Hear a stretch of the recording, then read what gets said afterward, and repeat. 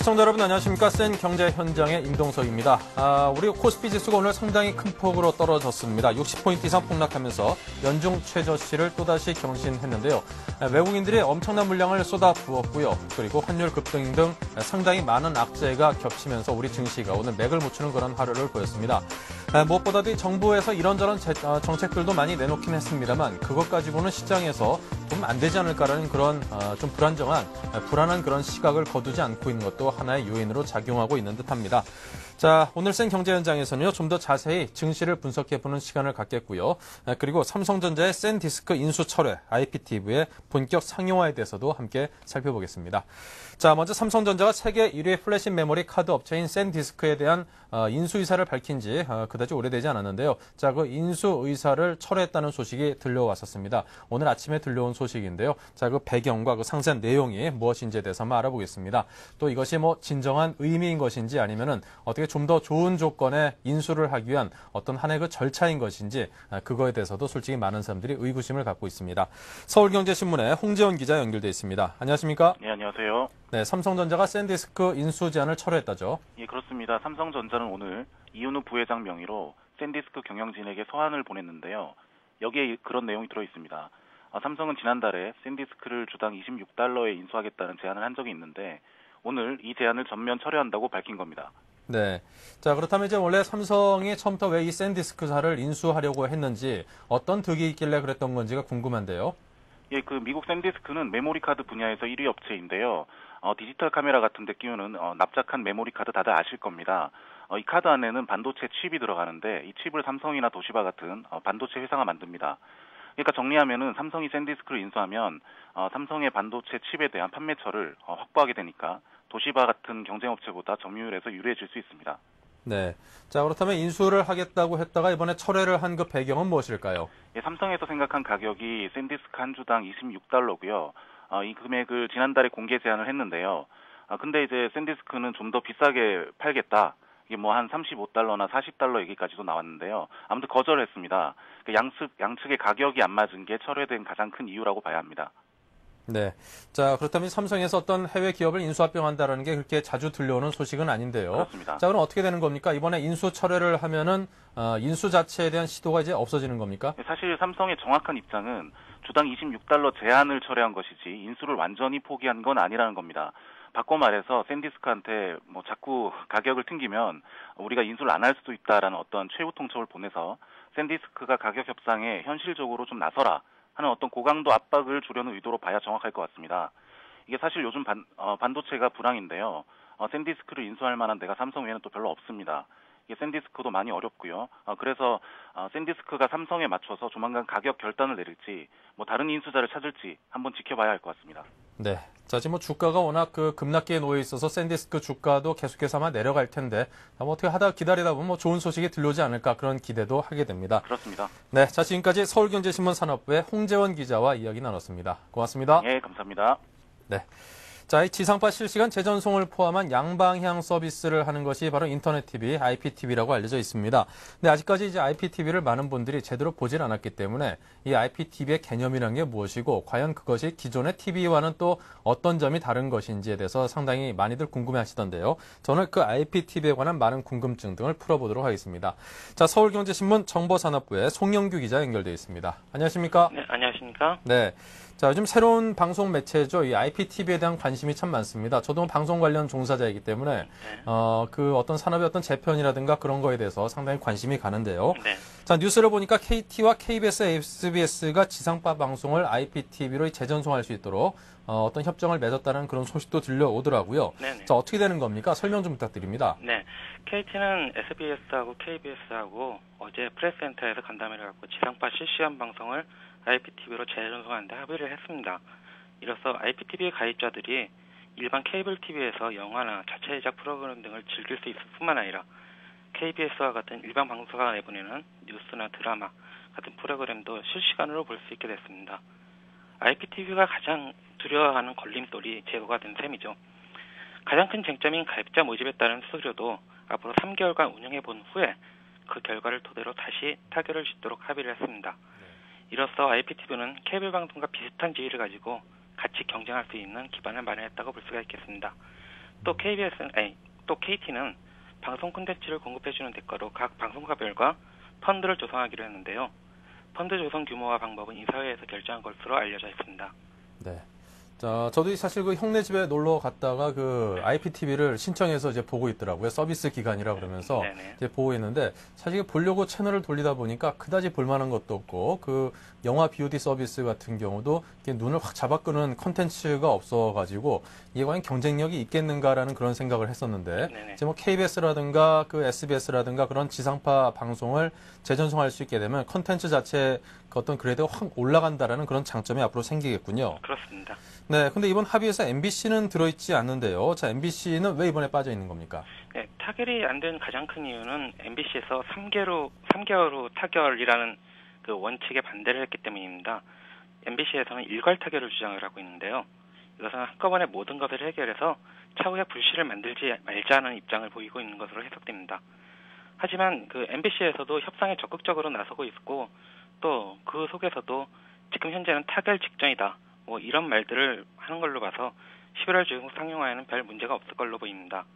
또 다른 사업자인 SK 브로드밴드하고 LG 데이콤도 조만간 협상을 완료하고 연내 서비스를 할 계획이라서 이러한 상황들을 종합적으로 감안을 할 때 연내 실시간 지상파 방송을 포함한 풀 IPTV 서비스가 이루어질 수 있을 걸로 보입니다.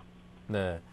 이제 뭐 방송을 볼 수 있는 플랫폼 자체가 갈수록 늘어나는 것 같습니다. 케이블 TV에 이제 위성 방송에 IPTV까지 생기는 것인데, 사실 이렇게 그 매체들 간 어떤 경쟁이 붙으면 소비자인 시청자 입장에서는 이제 경쟁에 따른 어떤 뭐 시청료 인하라든가 어떤 더 양질의 컨텐츠를 더 값싸게 볼 수 있는 그런 이점이 분명히 생겨야 될 텐데요. 자, 가장 관심이 가는 게 그렇다면 이제 과연 IPTV를 보는데 이 시청료가 한 얼마 정도나 들 것인지 많이 비싸지는 않을 것인지 그게 참 궁금합니다. 네네, 그렇습니다. 그와 관련해서는 KT가 방송통신위원회에 제출한 이용약관을 좀 잠깐 볼 필요가 있는데요. 여기서 KT는 월 이용요금을 16,000원으로 책정해서 내보냈습니다.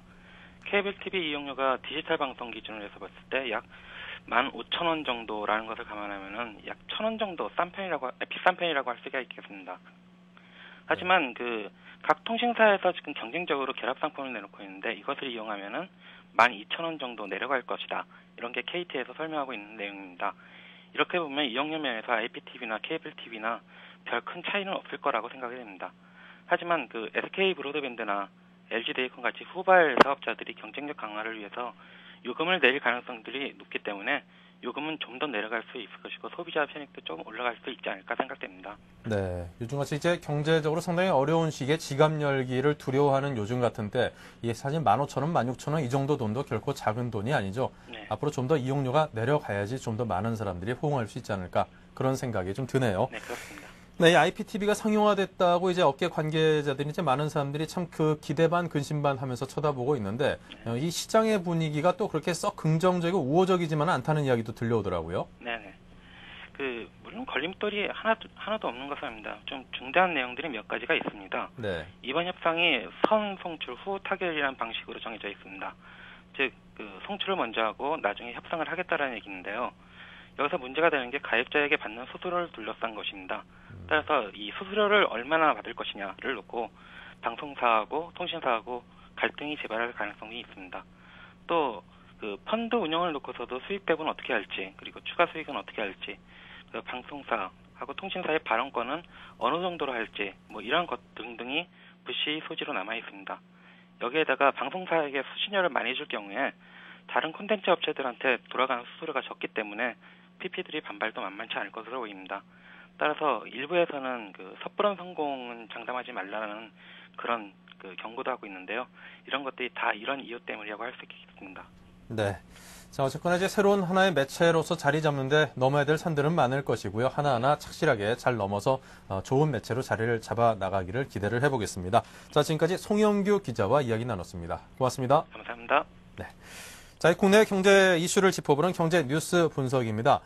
요즘 들어서 이제 개인정보가 유출되는 그런 사건들이 굉장히 많았었습니다. 옥션이라든가 뭐 GS 칼텍스라든가 하나로텔레콤이라든가 아주 굵직굵직한 엄청나게 많은 그 개인정보들이 유출되는 그런 사건들이 있다라는데요. 이에 따라서 내 정보도 혹시 밖으로 놔두는 거 아닌가, 또 내 개인정보도 괜히 몇 푼 안 되는 돈에 이게 사고 팔리는 그 물건이 된 거 아닌가, 그런 염려가 사실 드는 것도 저도 마찬가지입니다. 자, 개인정보 유출 집단 소송과 관련해서 현재 진행 상황은 어떻고 또 앞으로 어떤 식으로 흘러갈지에 대해서 한번 짚어보겠습니다. 서울경제신문 사회부의 송주희 기자 나와 있습니다. 안녕하십니까? 네, 안녕하세요. 네. 자, 올들 아주 그냥 굵직한 대기업들에서 이런 뭐 고의로 어떤 뭐 돈을 받고 팔아넘기는 그런 일도 있었고, 개인 내부 직원에 의해서 이렇게 유출되는 그런 사고도 있었고, 상당히 많은 일들이 있었습니다. 자, 이런 회사들을 상대로 이제 피해자들이 상당히 많은 어떤 소송을 진행하고 있는 것으로 아는데요. 자, 그 단계가 어느 정도까지 이르렀나요? 예, 일단 피해를 봤다고 주장하는 정보 유출 피해 고객들이 현재 옥션과 하나로텔레콤 그리고 GS 칼텍스 등을 상대로 집단 소송을 진행 중입니다. 네. 예, 이들 3개사를 상대로 한 소송이 접수된 것은 모두 47건이고요. 그 소송 가액만 해도 무려 1,900억 원대에 이릅니다.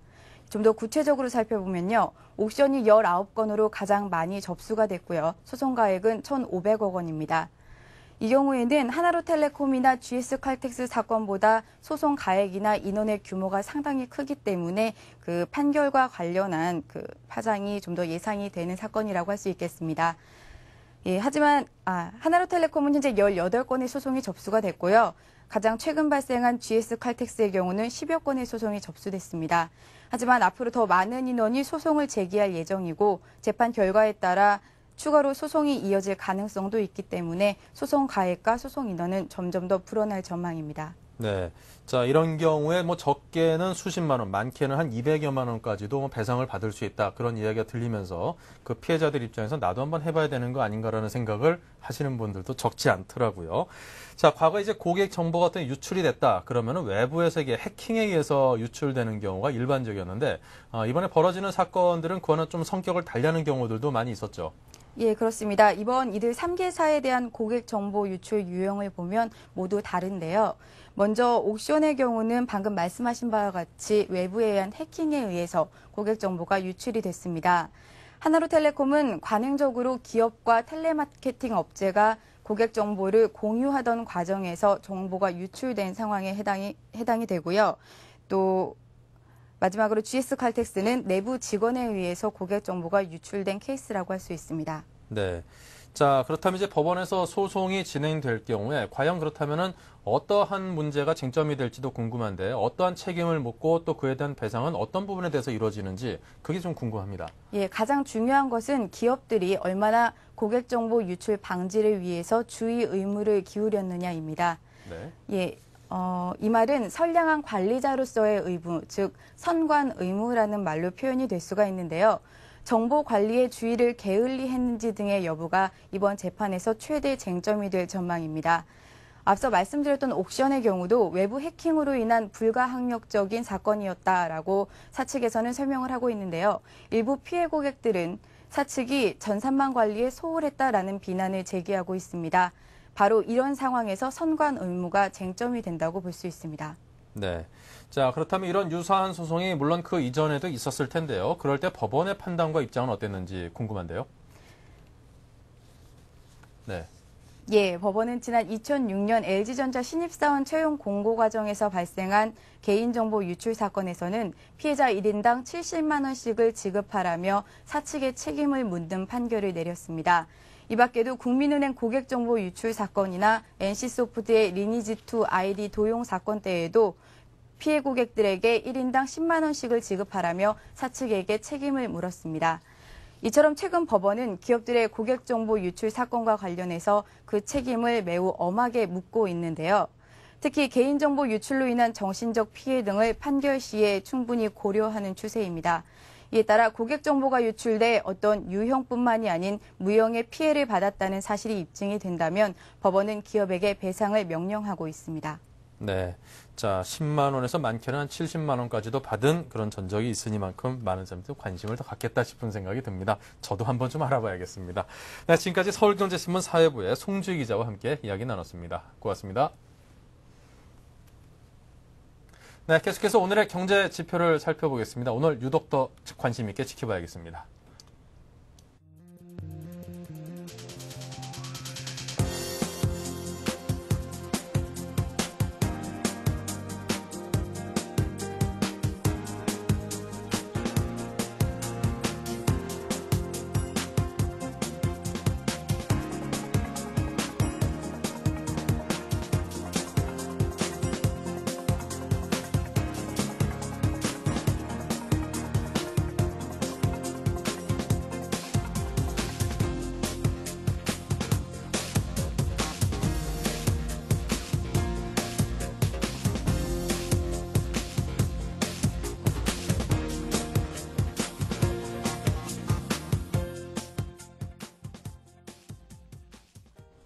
네, 보신 것처럼 오늘 경제 지표가 그다지 좋지 않습니다. 환율도 사실 더 불안했었는데 그래도 마감 상황이 그다지 아주 나쁘진 않게 끝난 게 그나마 다행이군요. 자, 오늘 서울경제신문 증권부를 연결해서 오늘 증시 마감 시황을 정리해서 들어보겠습니다. 이혜진 기자. 네, 이혜진 기자입니다. 네, 오늘 마감 시황부터 정리해 주십시오. 코스피 지수가 한때 1100선이 무너지며 급락세를 이어갔습니다.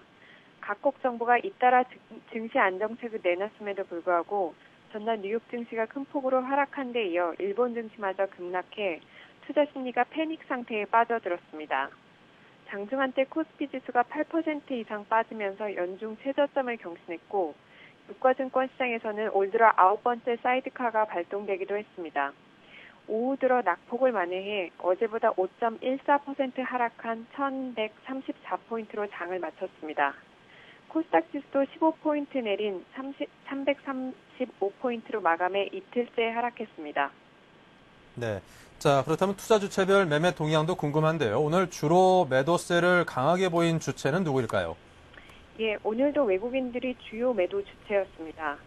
유가증권 시장에서만 오늘 3,600억 원어치 주식을 팔아치운 외국인들은 10월 들어서 총 4조에 달하는 주식을 국내 주식시장에서 순매도한 것으로 나타났습니다. 이는 한국의 국가 신용등급을 나타내는 CDS 프리미엄이 연일 급등하면서 외국인들의 매도세를 부추긴 것으로 판단됩니다. 네. 자, 그렇다면 이렇게 증시가 하락한 배경이 외국인 매도세 이외에도 여러 가지 요인이 겹쳤을 텐데요. 하나하나 짚어주시죠. 네. 정부의 초강력 대책으로 단기자금 시장에 숨통이 트이자 이제는 기업들의 실적 악화가 투자 심리를 얼어붙게 하고 있습니다. 전날 뉴욕 증시에서는 텍사스 인스트루먼트와 선 마이크로 시스템즈 등 주요 기업들이 모두 기대 이하의 실적 성적표를 발표했습니다. 뉴욕 증시에서는 지금까지 분기 실적을 발표한 107개 주요 기업의 3분기 순이익이 총 27% 급감한 것으로 나타났습니다. 국내 시장에서는 기업 실적 악화 이외에도 여전히 불안한 금융시장이 투자자들의 우려를 키우고 있습니다. 원달러 환율은 어제보다 42.9원 오른 1,363원으로 마감해 이틀째 상승했습니다. 또 CD금리와 기업어원 금리도 정부가 각종 대책을 내놓고 있음에도 꺾이지 않았습니다. 네, 이 정부가 어떤 금융시장의 안정을 위한 그런 대책들을 쏟아내고 있는데, 자, 그것이 아직까지 시장까지는 와닿는 데는 좀 시간이 걸리나 봅니다. 자, 대형주들의 신저가 행진도 이어지고 있죠. 예, 그렇습니다. LG전자, 삼성화재가 올 들어 최저가를 기록하는 등 대형주들도 낙폭을 키웠습니다. 미국을 비롯한 전 세계 자동차 시장의 급격한 위축으로 현대자동차가 14% 내려 상한가까지 밀려나기도 했습니다. 내수주들도 급락장을 피해가지는 못했습니다. 소매국 경기가 하락 국면에 진입했다는 증권사 보고서가 나온 가운데 롯데쇼핑이 10% 하락했고 신세계가 6% 떨어지는 등 여타 유통주들도 약세를 면치 못했습니다. 지금까지 증권부에서 전해드렸습니다. 네, 이혜진 기자 잘 들었습니다. 네, 오늘의 증시 상황까지 정리해드려봤고요. 잠시 후 뉴스 단신으로 이어가겠습니다.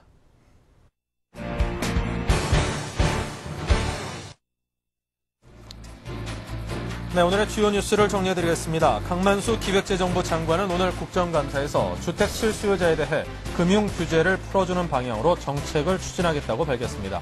그러나 부가가치세는 인하하지 않는다고 말했습니다. 코스피 시장에 나흘 만에 사이드카가 발동됐습니다. 코스피 지수는 장중 한때 1148.81을 기록해 지난 20일 기록했던 올해 장중 저점 기록도 경신했습니다. 네, 삼성전자가 미국 플래시 메모리 카드 제조업체인 샌디스크 인수 방침을 공식 철회했습니다. 메모리 반도체 시황이 악화된 데다 인수 가격 부담도 컸기 때문으로 알려졌습니다. 인도가 무인 달 탐사 위성 찬드라얀 1호 발사에 성공했습니다. 일본, 중국에 이어 아시아에선 세 번째로 찬드라얀 1호는 달 궤도에 진입한 뒤 2년간 달을 탐사하게 됩니다. 네, 이어서 시장에 대한 자세한 분석과 그리고 종목에 대한 이야기까지 나눠보는 증시 전략센터가 이어집니다. Live from Hong Kong, from Tokyo, from Singapore, from Sydney, live from Beijing, from Shanghai, live from Seoul, from Taipei, Melbourne, KL, and Mumbai. 세계 경제의 흐름, 글로벌 자금과 기업의 움직임, 이젠 서울경제TV가 책임집니다. Bloomberg Television. 중국, 홍콩, 일본, 인도, 싱가포르, 한국 등 아시아 주요 국가의 증권 및 금융시장이 하루 동안 어떻게 움직였는지 궁금하십니까? 아시아 비즈니스 투나잇에서 확인하십시오. Welcome to Asia Business Tonight. I'm Susan Lee. I'm Susan Lee in Hong Kong. 블룸버그 TV 홍콩 지사에서 진행자 수잔 리가 미국발 금융위기로 흔들리고 있는 아시아 태평양 지역 주요 국가에서 발생한 하루 동안의 주식 및 금융시장 소식을 30분간 생생하게 전달합니다. 아시아 비즈니스 투나잇의 첫 자막 방송 시간은 매주 월요일부터 금요일 밤 11시입니다. 유럽까지 번진 세계 경제 위기 상황까지 세계 경제 전체를 30분 내 한꺼번에 브리핑 받을 수 있는 아시아 비즈니스 투나잇. 서울경제TV에서만 자막 방송으로 보실 수 있습니다. 서울경제TV.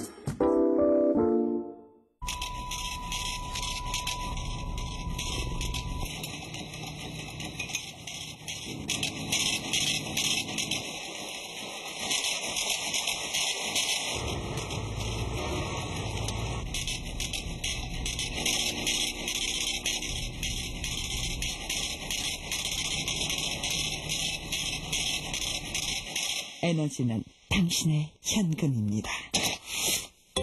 공익광고협의회.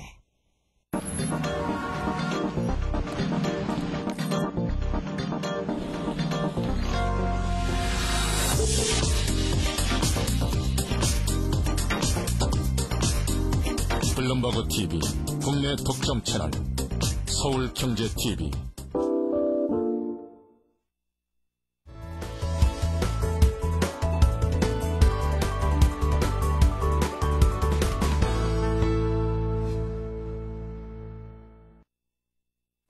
네, 계속해서 증시 전략센터 순서를 이어가겠습니다. 두 분의 전문가를 모셨습니다. 굿모닝 신한증권 장규성 지점장, 교보증권의 이주영 대리 두 분 모셨습니다. 안녕하십니까? 안녕하십니까?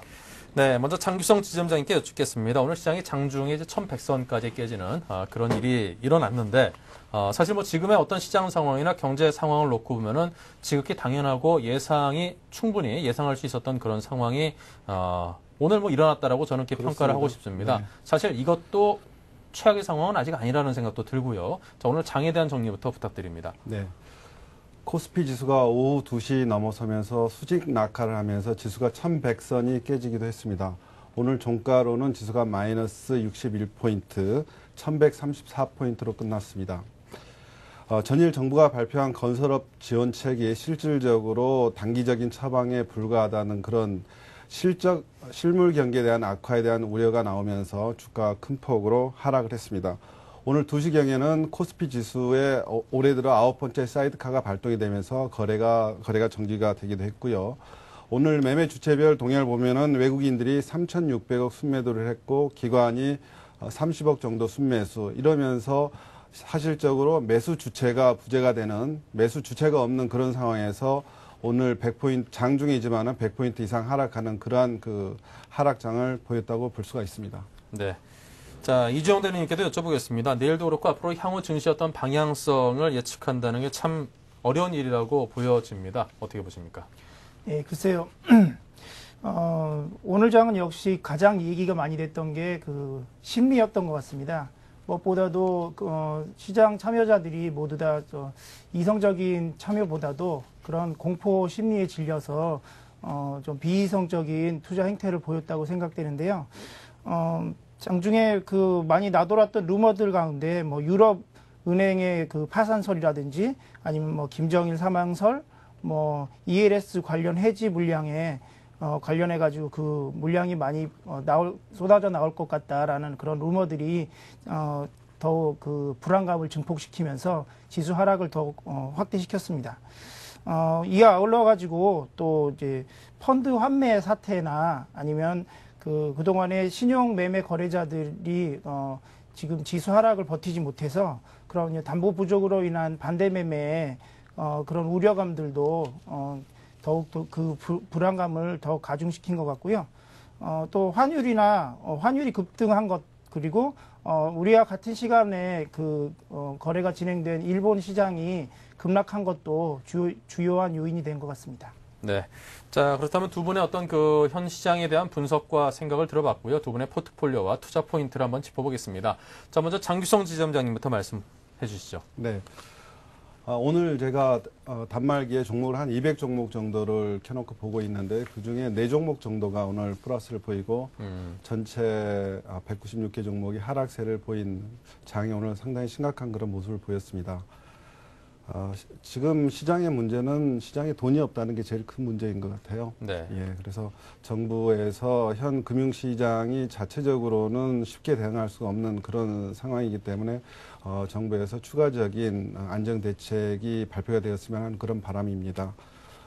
시장에서 오늘 하락장이었지만은 통신업종은 비교적 강세를 보이는 그런 모습이었는데요. 저는 오늘 포트폴리오를 SK 브로드밴드 30%, 그다음에 YTN 30%, 그다음에 변동성에 대비하기 위해서 현금을 40% 보유하는 그런 전략을 취했습니다. 네, SK 브로드밴드 그리고 지난주와 마찬가지로 YTN 두 종목을 보유하고 계신데 또 공교롭게 두 종목 모두 방송 관련주네요. 자, 먼저 SK 브로드밴드부터 한번 여쭤보겠습니다. 네, SK 브로드밴드는 좀 생소하실 수도 있겠습니다만 사명을 바꾸었죠. 하나로 통신이 그 전 이름이고요. 네. SK 브로드밴드는 세 가지 측면에서 관심을 갖고 있습니다. SK 브로드밴드는 아시다시피 SKT에서 SK그룹에 편입이 됐죠.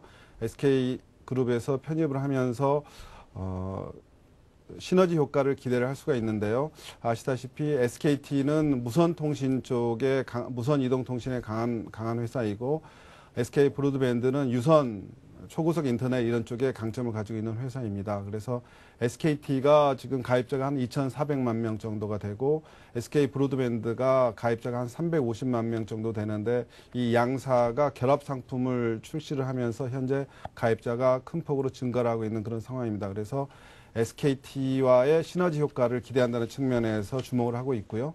두 번째로는 수급 측면에서 기관이 지속적으로 매수를 하고 있습니다.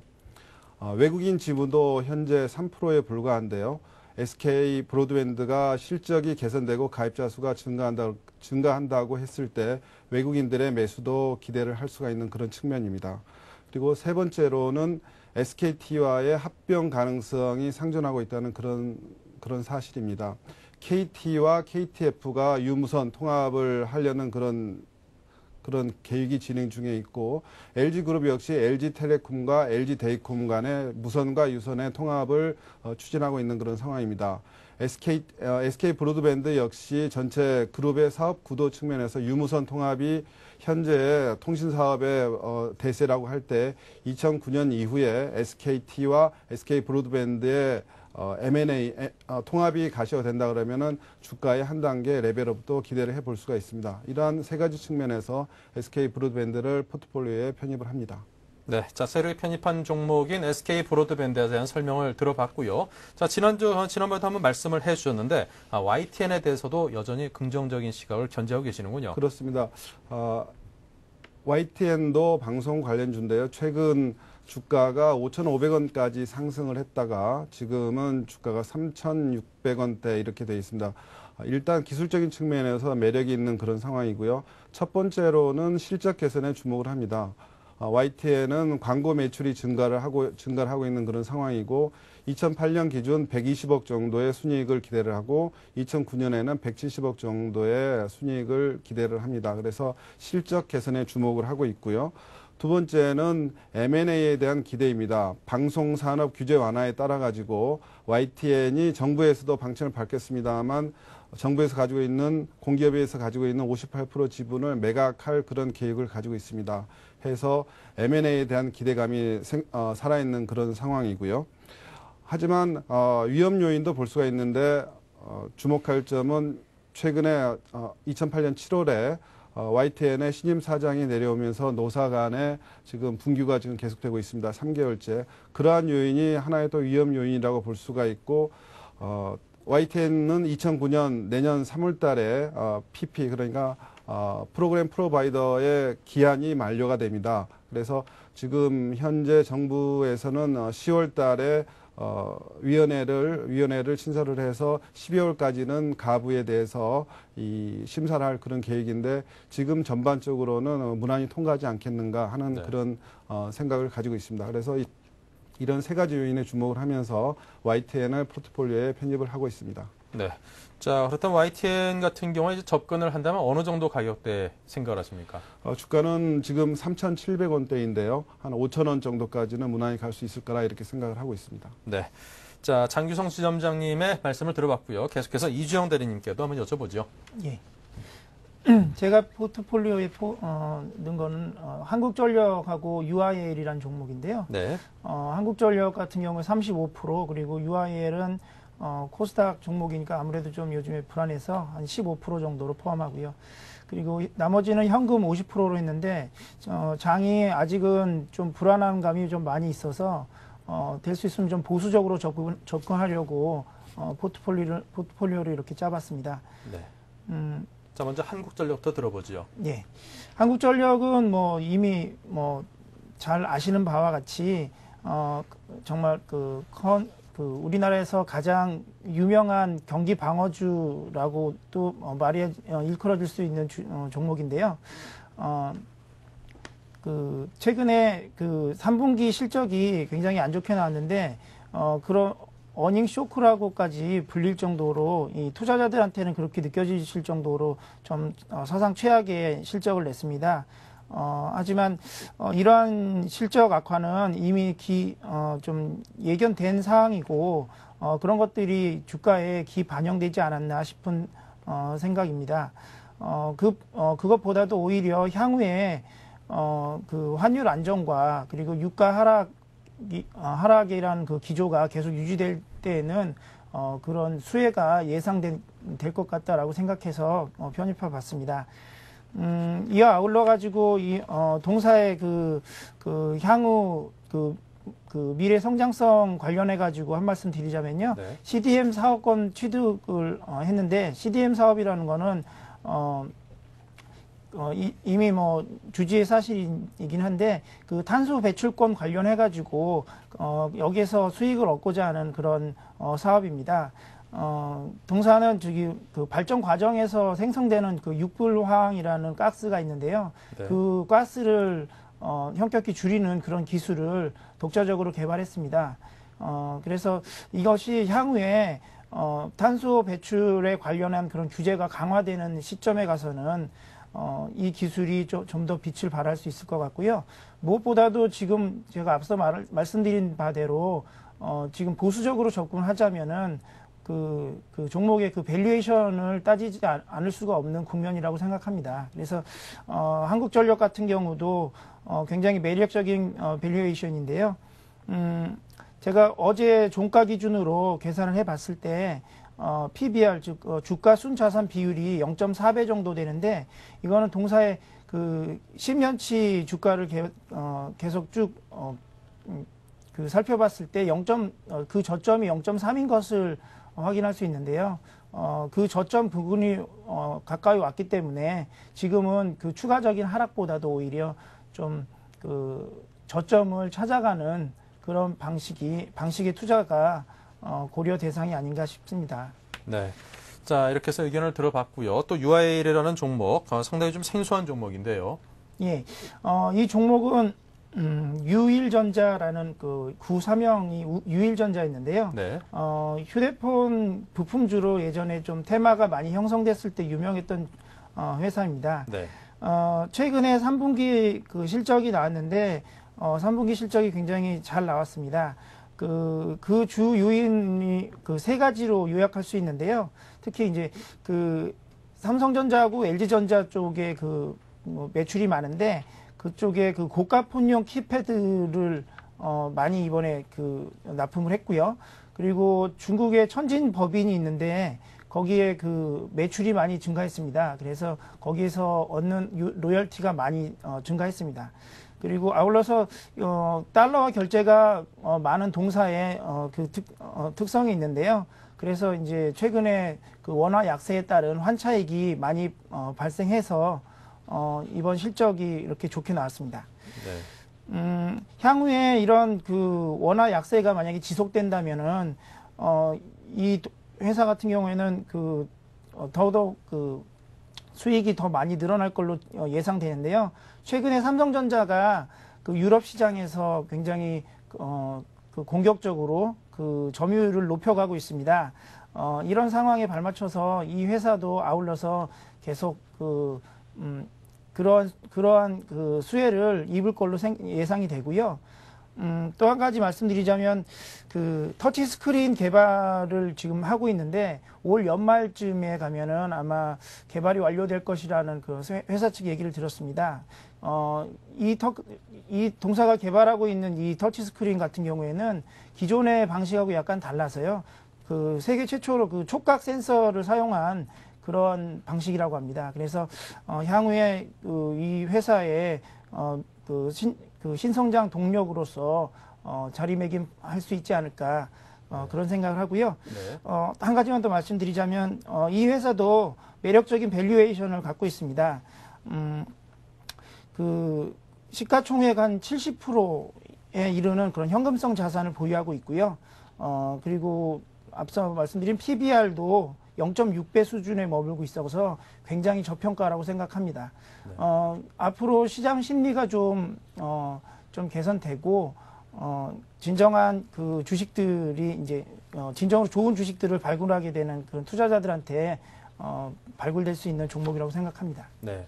UIL 그러니까 이게 좀 생소한 회사인데 유일전자 하니까 제 기억이 맞는지 모르겠습니다만 과거에 이제 모토로라가 레이저였던가요? 스타텍 이후에 엄청나게 세계적인 히트를 치면서 전 세계에 그냥 날개 돋친 듯이 팔려나갈 때 금속형으로 된 재질의 일체형 키패드를 만든 회사가 혹시 유일전자 아니었던가요? 그거는 제가 체크를 해봐야 되겠는데 잘 모르겠습니다. 그거는. 네. 핸드폰 키패드 쪽으로 굉장히 기술력이 있는 그런 회사였던 걸로 제가 기억을 하는데. 네, 키패드로 굉장히 유명한 회사고요. 제 기억이 맞을 것 같습니다. 그런가요? 예. 제가 체크를 해보고 다음 주에 말씀드리겠습니다. 예, 꼭 말씀해 주시기 바라고요. 예. 자, 이렇게 터치스크린 새로운 기술을 개발해서 독점 기술을 갖고 있는 회사라면 한번 공부해볼 필요가 있는 그런 종목으로 보여집니다. 자, 두 분께서 오늘 두 종목에 관한 각각 두 종목씩 네 종목에 관한 의견을 제시를 해주셨는데요. 자, 요즘같이 어려운 장에 공부가 굉장히 많이 필요한 그런 시기라고 보여집니다. 자, 두 분 오늘 도움 말씀 고맙고요. 다음에도 더욱더 깊은 도움 말씀 부탁드리겠습니다. 고맙습니다. 감사합니다. 감사합니다. 네, 잠시 전하는 말씀 듣고 센 시장 분석을 이어가겠습니다. From Hong Kong, from Tokyo, from Singapore, from Sydney, live from Beijing, from Shanghai, live from Seoul, from Taipei, Melbourne, KL, and Mumbai. 세계 경제의 흐름, 글로벌 자금과 기업의 움직임. 이젠 서울경제TV가 책임집니다. Bloomberg Television. 중국, 홍콩, 일본, 인도, 싱가포르, 한국 등 아시아 주요 국가의 증권 및 금융시장이 하루 동안 어떻게 움직였는지 궁금하십니까? 아시아 비즈니스 투나잇에서 확인하십시오. Welcome to Asia Business Tonight. I'm Susan Lee. I'm Susan Lee in Hong Kong. 블룸버그 TV 홍콩 지사에서 진행자 수잔 리가 미국발 금융위기로 흔들리고 있는 아시아 태평양 지역 주요 국가에서 발생한 하루 동안의 주식 및 금융시장 소식을 30분간 생생하게 전달합니다. 아시아 비즈니스 투나잇의 첫 자막 방송 시간은 매주 월요일부터 금요일 밤 11시입니다. 유럽까지 번진 세계 경제 위기 상황까지 세계 경제 전체를 30분 내 한꺼번에 브리핑 받을 수 있는 아시아 비즈니스 투나잇.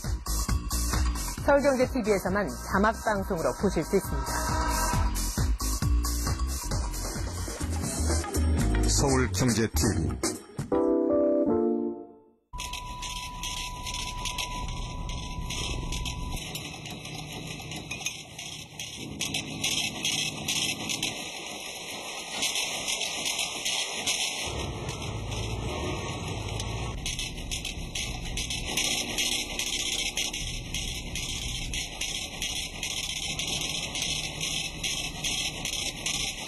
에너지는 당신의 현금입니다. 공익광고협의회.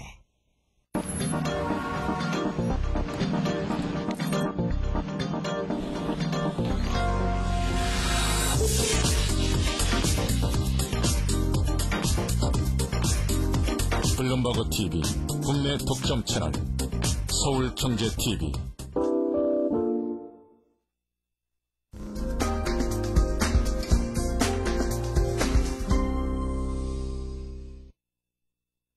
네, 전문가와 함께 시장 상황을 종합적으로 분석해보고 여러분께 투자의 길잡이가 되어드리는 시간을 만들겠습니다. 메리츠증권의 투자전략팀 심재혁 팀장과 함께하겠습니다. 안녕하십니까? 네, 안녕하십니까? 네, 오늘 주가 지수의 하락폭이 상당했습니다. 많은 분들께 상당한 공포와 또 이게 혼란감, 패닉까지도 느끼는 그런 하루였을겠다 싶은데요. 자, 그 하락의 원인을 어디서 찾아야 될까요? 예, 전체적인 투자 심리가 굉장히 좀 악화되는 그런 하루였었는데요. 한 네. 세 가지 원인이 작용을 했습니다. 5장 들어와서 유럽은행도 좀 무너질 가능성이 있다는 IMF의 경고성 발언이 유럽 쪽에 이제 방송 쪽에서 나왔었는데요. 이러한 소식이 알려지면서 외국인의 매도세가 좀 확대가 됐습니다. 그리고 아르헨티나 역시도 지금 구제 금융에 좀 신청이 필요한 그런 단계라는 그런 우려감이 있는데요. 아르헨티나 정부가 290억 달러 규모의 민간 연금 펀드를 국유화한다는 소식이 들렸습니다. 이러한 점은 지금 현재 아르헨티나 역시도 지금 전체적인 규모 면이라든가 아니면 자금 시장이라든가 증시 자체가 좀 악화 일로가 나타난다 그런 시그널로 작용을 했고요. 마지막으로 볼 수 있는 게 업종에 대한 실적 부진 전망이 좀 나왔습니다. 금일 같은 경우에 IT 업종에 대해서 외국인의 매도세가 상당히 컸는데요. IT 업종의 대표주라고 할 수 있는 하이닉스라든가 LG전자 하락폭이 워낙에 컸고 외국인의 매도세가 강화되면서 지수 하락을 좀 견인했다고 볼 수가 있습니다. 네.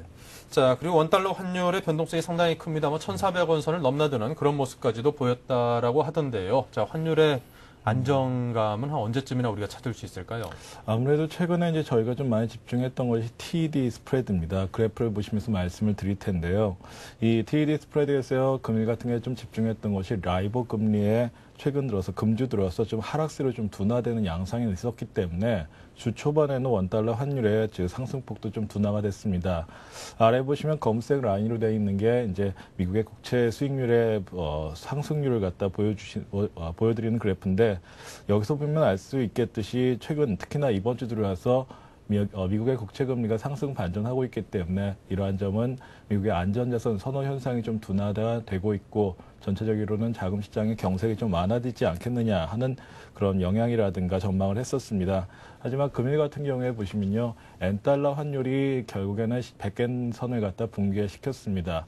이러한 점은 일본의 향후에 이제 엔캐리 트레이드 청산 속도가 좀 가속화될 수가 있고 원달러 역시도 엔달러가 하락할 때는 오히려 상승하면서 외국인의 매도세가 부축되는 그런 역할이 좀 나왔습니다. 전반적으로 본다면은 아직 원달러의 변동성은 확대될 가능성이 좀 높다고 보고 있고요. 현재 상황에서 본다면 원달러 환율의 추가 상승도 좀 배제할 수 없다라고 판단하고 있습니다. 네. 자, 한국의 CDS가 요즘 상당히 또 급등하고 있다는 그런 이야기도 들려오던데요. 자, 그 급등의 원인을 한 어디서 찾아야 될까요? 사실 지난주에 좀 발표된 거나 아니면 시장에서 우려했던 것이 네. 국내 은행들의 실적 악화라든가 네. 국내 이제 PF라든가 부동산 시장에 사실상 좀 부실 가능성, 마지막으로는 대북의 이제 북한 정책의 좀 강경 노선 전환 가능성에 대한 지정학적 리스크가 좀 발생하고 있고 이 같은 세 가지 부분이 한국의 CDS를 갖다 급등시키고 있다고 좀 판단하고 있었습니다. 네. 그래프를 보시면서 지난주 10월 17일까지의 기준에 한국과 그리고 아시아권의 CDS 추이를 갖다 잠깐 보시도록 하겠습니다. 이 추이를 보시면요. 전체적으로 봤을 때는 한국은 이제 전 글로벌 61개 국가에서는 평균치 이하의 수준을 갖다 지금 기록을 하고 있지만요. 아시아 자체로 본다면 인도네시아가 834.2 BP 그리고 베트남, 필리핀, 한국 순위로 지금 나눠져 있습니다. 특히나 한국 같은 경우에 402.5까지 지금 상승했는데 이 수준은 한국보다 경제적인 규모라든가 증시의 규모가 상대적으로 굉장히 좀 작은 필리핀의 435와 그렇게 큰 차이가 없습니다. 앞서 말씀드린 원인도 있지만요. 외국인의 매도 강화라든가 외평채 가상금리의 상승 등에 의해서 한국의 CDS의 지금 추이가 필리핀까지 근접을 한 상황이고요. 다음 그래프를 보시면요. 아시아 CDS의 추이를 갖다 나타낸 그래프입니다.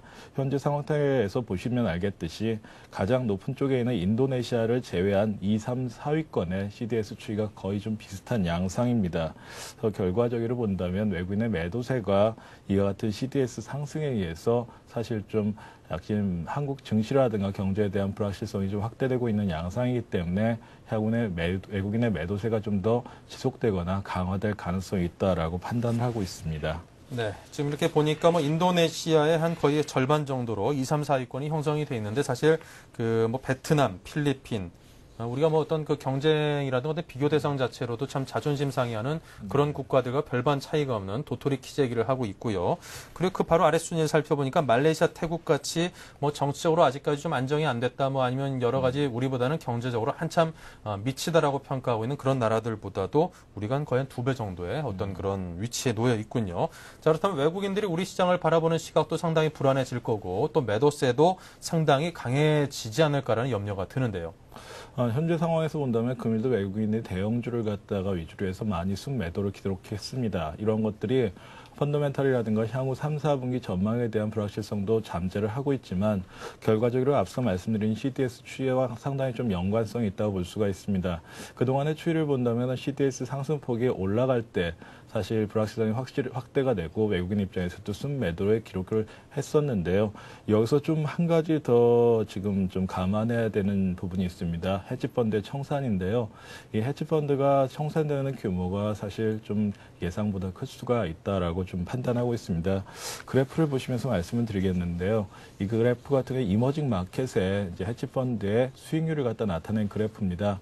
이 그래프에서 보시면요. 이머징 마켓 부분의 수익률이 상당히 좀 악화되고 있는 상황이라고 볼 수가 있고요.